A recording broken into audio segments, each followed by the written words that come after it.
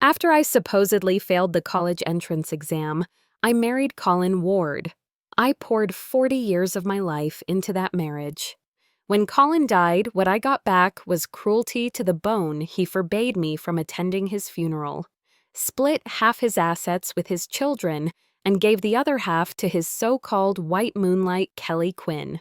Colin left me only one sentence. I took your admission letter back then, but I paid you back with 40 years.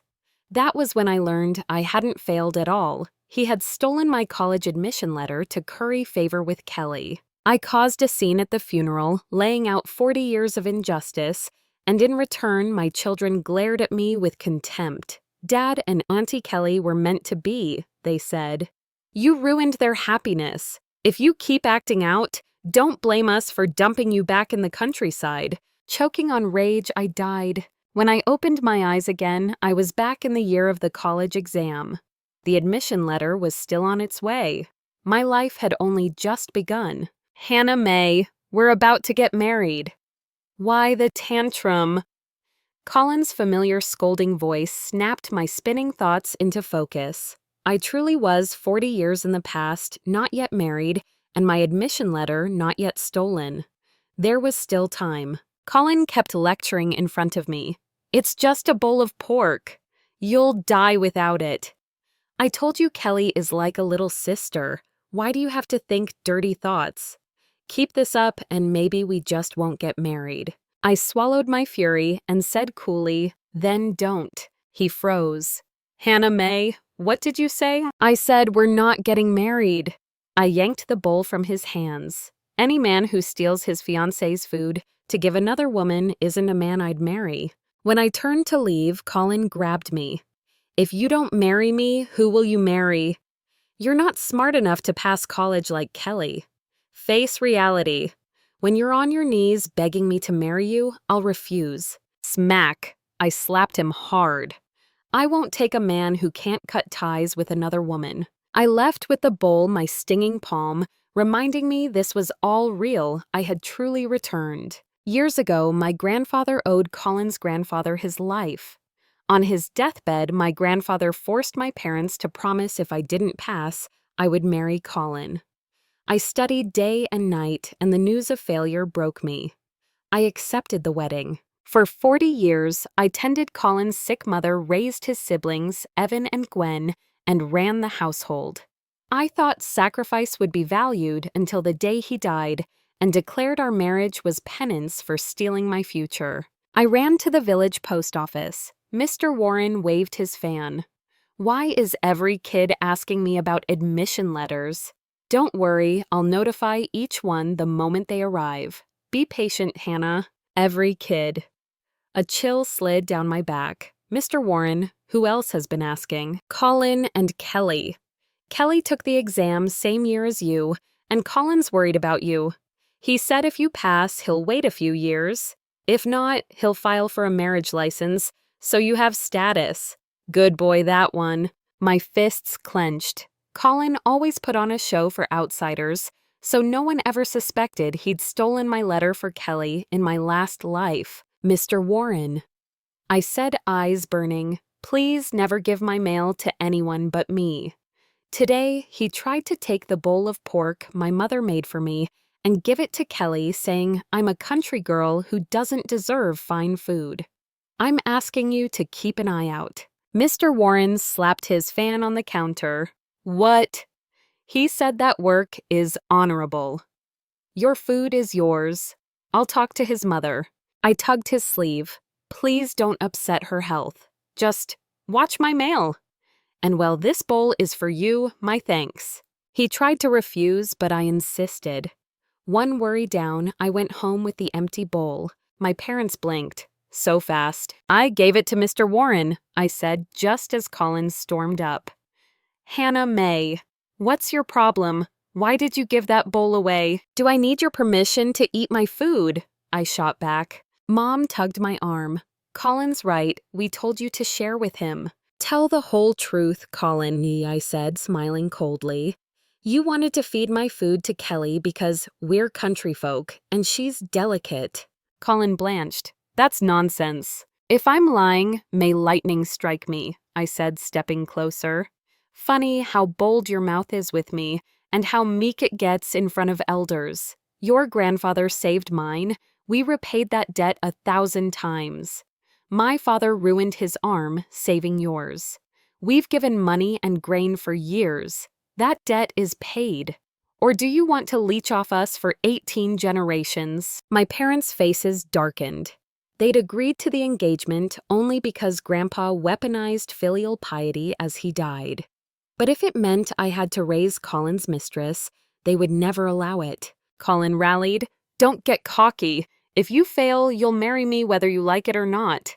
He stomped off. Dad turned to me. If you don't want to marry him, I'll protect you with my life. Mom hugged me, eyes wet.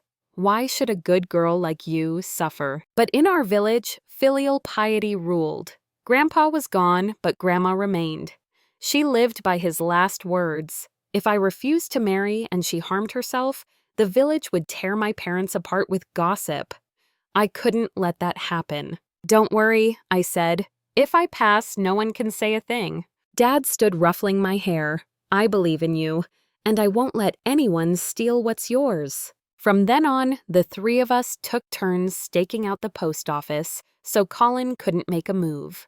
Meanwhile, Kelly, an educated youth sent down from the city, kept leaning on me to do her heavy work. In my last life, I believed Colin when he said he wanted her to tutor Evan and Gwen, so I worked myself raw. Not this time. Without me, Kelly lasted a few days before whining, and Colin had to show up himself. Rumors started swirling. He was just home on leave and needed to return to his unit soon. In the end, he came to plead with me. I said too much before. Kelly and I are innocent. She'll leave for college soon anyway. Can't you be generous? You'll be her sister-in-law someday. I shoved him aside. Save the act. I'd rather marry a pig or a dog. He sneered. A crude woman like you will never pass college. I ignored him and headed to the old elm tree, the place where in my last life I had saved an unconscious middle-aged man while at work. I had thought it a simple good deed and told him my name. Much later, I learned he was General Victor Grant, a highly placed officer. Colin, knowing I'd saved the general, had exploited that favor to climb the ranks while calling me useless and hiding what I'd done. Not this time. I repeated the first aid I remembered. The man soon woke. Thank you, young lady. May I know your name? Hannah May Carter, I said with a smile. It was nothing. I need to get back to work and left before he could ask more.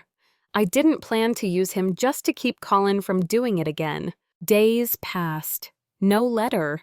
Even Mr. Warren finally asked Hannah, what if you didn't pass? That's impossible, I thought, but aloud I asked, do you know if Kelly passed? He shook his head. No notice. But someone saw her packing. Folks say even if she failed, her family's taking her back to the city. That didn't add up. In my last life, Kelly's family refused to take her back unless she got into college. Why the sudden change? Did the mail carrier just leave? I asked. When Mr. Warren nodded, I sprinted for the village gate and caught the carrier. Excuse me, any mail for Hannah May Carter? He frowned. Wasn't it already picked up? Said he was your boyfriend? I even asked around. Villagers confirmed it was him. My blood roared. I could hardly breathe. I stormed straight to the Ward's house and walked in on Colin and Kelly getting cozy. I slapped him. Where is my admission letter? Villagers crowded in. Colin tried to play calm. What are you babbling about? You failed and lost your mind. You're the insane one, I shouted. So that's why Mr. Warren never saw it. You intercepted it and told everyone you were my boyfriend. Murmurs rippled. Didn't Colin take a package for Hannah? I thought he gave it to her. Kelly quickly produced an envelope. This is it. We just forgot to bring it over. I tore it open, blank paper. Colin smirked. See? Why would I hide a blank page? You must have swapped it. Evan and Gwen pushed me. Liar. Where's your proof? Even my parents, who had rushed over, looked uncertain as neighbors urged calm. Colin grew cocky. What's wrong, Hannah? Too good for me now. Dreams of being a phoenix. A sparrow is still a sparrow. Be good and marry me. The one who should come clean is you. A stern voice cut through the crowd. Everyone turned. A dignified, middle-aged man strode in. General Victor Grant. We meet again, young lady. Colin pounced on the opening. So that's it, Hannah. You refused to marry me because you're carrying on with an old man. Shameless. Whispers rose. I stepped forward, a hand raised, but Colin caught my wrist. Hit a nerve? Don't forget my grandfather saved yours. The engagement stands. Failed the exam, didn't you? Go on, have your sugar daddy conjure you an admission letter. Enough! Another voice cracked like a whip. Captain Mark Lee pushed in, scowling. Do you know who you're insulting? This is General Grant, and this young woman saved his life. He came to thank her. And you smear them? Colin paled. General, I didn't know. General Grant waved him off and looked at me kindly. Did he take your admission letter? Yes, I said steadily. He and Kelly have been entangled for days. I have reason to believe he stole my letter to give to her. Kelly snapped lies. I passed on my own. Are you going to rob me just because the general is here? Colin barked. Don't you dare insult General Grant. He turned to me, pleading. Her letter really is hers, Hannah. You don't want to marry me? Don't lie. If it's truly hers, I said evenly, show it. We'll check the name. Or, are you both afraid? The crowd nodded. Right, check the name. Mr. Warren did say Colin often took Hannah's things to flatter Kelly. Intercepting mail. That's too much. Under the pressure, Kelly lifted her chin. It's not here. Why would I keep my letter in this house? I had it sent to my address my parents wrote to say I passed. What next drag you all to my place? Search me. Go ahead. Prepared. Of course she was. General Grant's eyes cooled. Do you think a single physical letter is the only proof of admission? He stepped aside. Principal Andrew Turner. I stared. Principal Turner. I thought you'd gone back to the city. He ruffled my hair. I was headed back until General Grant asked me about you. So I came. Then to Kelly, his voice turned firm. The admitted student is Hannah Mae Carter, not you. The university keeps records. Are you planning to impersonate her? Colin went sheet white. He hadn't expected me to run into the general again, much less arrive with proof. Kelly faltered, grabbing the principal's sleeve. Please, I can't stay here any longer. Let me have it. He shook her off. That doesn't justify stealing Hannah's letter. Return it. General Grant faced Colin. The truth is clear. Are you still covering for her? What will your commanding officer say? That hit home. Colin prized his military career. Kelly, give it back. Worst case, we try again next year. Easy for you to say she shoved him. You and Hannah cut ties. The money stays in your family. Where would I get tuition? We'll figure the money out, Colin hissed. Hand over the letter. Kelly, spoiled and furious, yanked open her blouse, pulling a folded letter from inside, and ripped it to shreds. Paper snowed to the floor. I slapped her. Are you insane? Gasps broke out. In a place obsessed with female virtue, who would dare search a girl's body, she'd counted on that. I stared at the scraps, heart-splitting, until Principal Turner held my arm.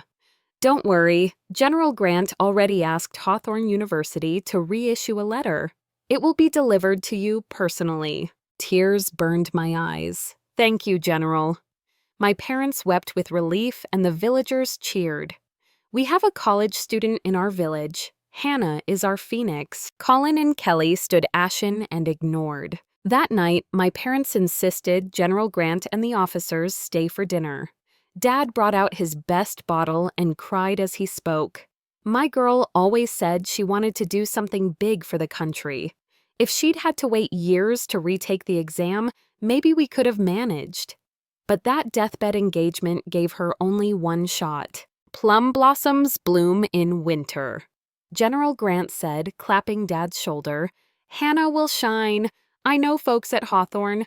I'll ask them to look out for her. He left me his number. Call if you need anything. With the reissued letter on its way, I packed for college.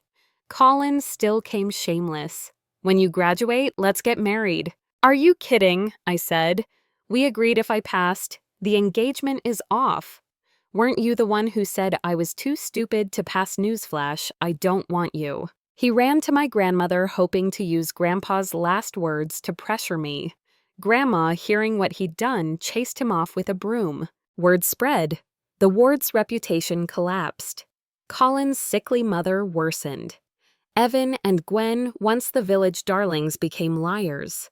The children blamed Colin and Kelly. Without my family's help, Colin's stipend had to stretch to medicine clothes and school. He asked Kelly for money. She refused. They fought constantly. I wanted to move on, but some people won't let go. One evening after work, my limbs went weak and heat flooded my body. Colin appeared. He had drugged me. "Pathetic," I panted. "This is your plan. Blame yourself for being stubborn," he snarled. "Why college? Why embarrass me in front of the general? I was due for a promotion." "You just want my parents to keep bankrolling your broken family," I said. "How much of your stipend ever went home?" He scoffed. "Ask your grandfather why he said you could skip the wedding only if you passed. You owe us." I tried to run, but Kelly shoved me down. "Stop talking and hurry up," she told Colin. "Kelly, why help him?" I demanded. "Haven't you hurt me enough? Be a good girl and get married," she said coldly. "If you do this, I'll tell General Grant I warned. You'll be finished." Kelly smirked. "We've thought of that. Colin is drugged too. We'll say 2 kids spilled powder in your drinks by accident. Who would believe you? People already saw you sneaking around with a man.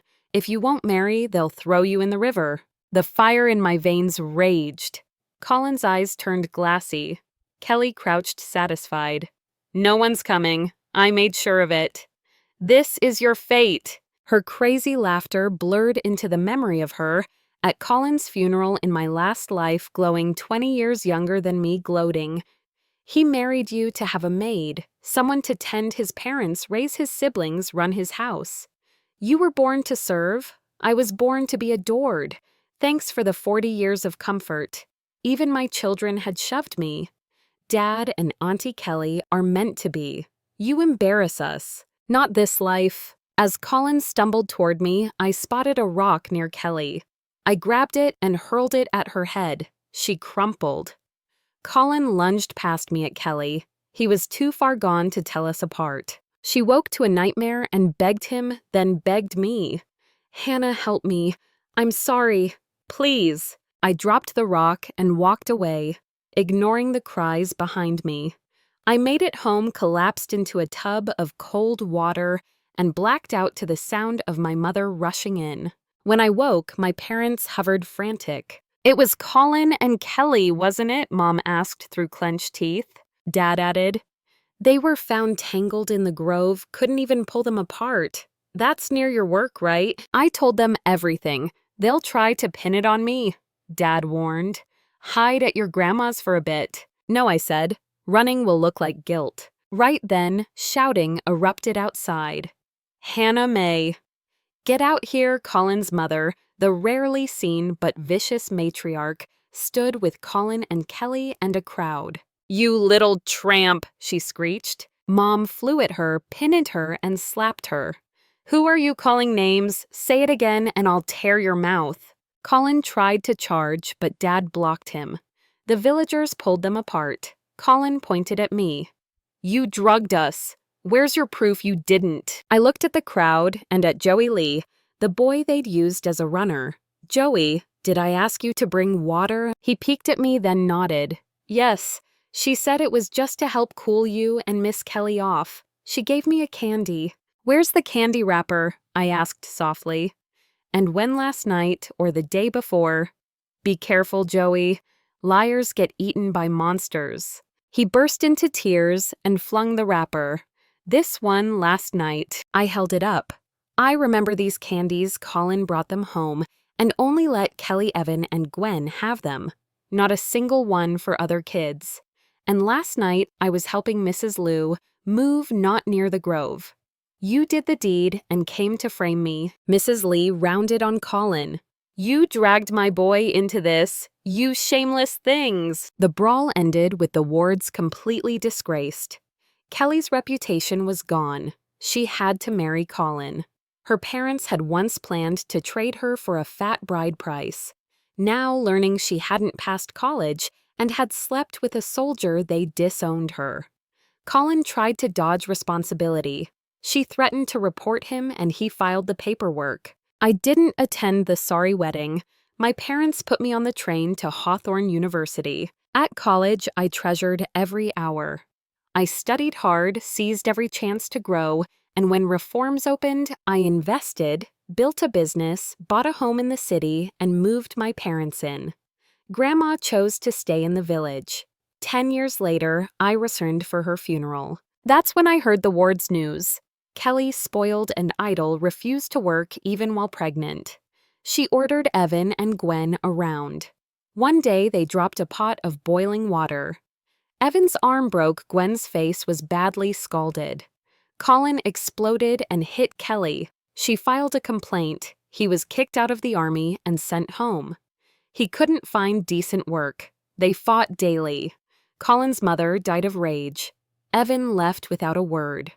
Gwen scarred married a widowed butcher from the next village and cut ties. Could have lived a decent life, a neighbor sighed. I hear he was just diagnosed with cancer. I smiled faintly. Who really knows? As I finished the funeral and prepared to leave, Colin staggered into my path, hair white face lined, eyes feverish. Hannah May. You've been reborn, haven't you? I was wrong in the last life. Let's do it right this time. Kelly is nothing compared to you. My bodyguard blocked him. I pinched my nose.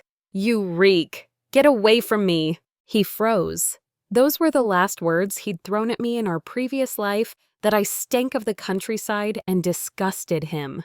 It wasn't me that stank. It was his rotting soul. He howled behind me as the car pulled away.